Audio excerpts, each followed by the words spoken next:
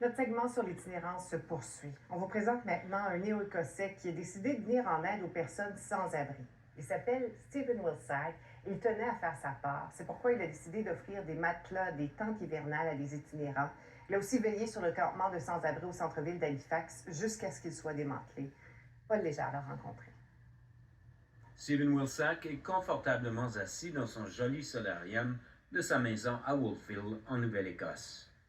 Il n'y a pas longtemps, c'était ici qu'il vivait, dans une fourgonnette au centre de Grand Parade, un des bénévoles clés venu aider les sans-abri dans les tentes. Le changement d'environnement est marquant. Doing better. It's taken its toll. It's taken probably about a month of trying to decompress. Je vais mieux, dit-il. Disons que mon expérience a eu des conséquences sur ma santé mentale. Il m'a fallu à peu près 1 mois pour décompresser. Décompresser après une expérience aussi valorisante que bouleversante. I was able to talk to a couple of doctors. J'ai parlé à des médecins et ils ont constaté que mon expérience était traumatisante. Ils m'ont donné des conseils sur la gestion de mes émotions.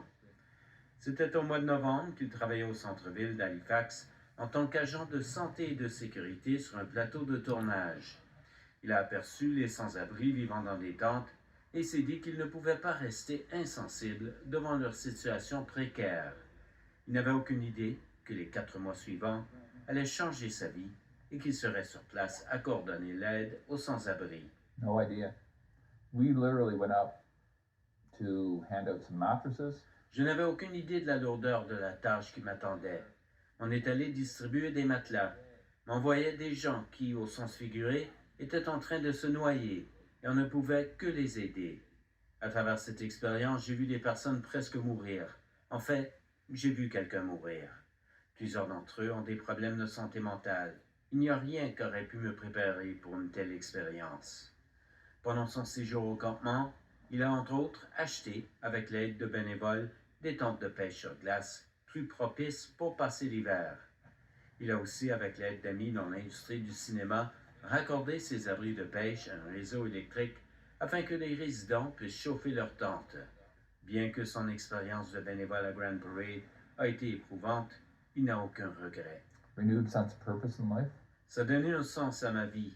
Ça a poussé une communauté de bénévoles qui ont été motivés par l'amour d'autrui.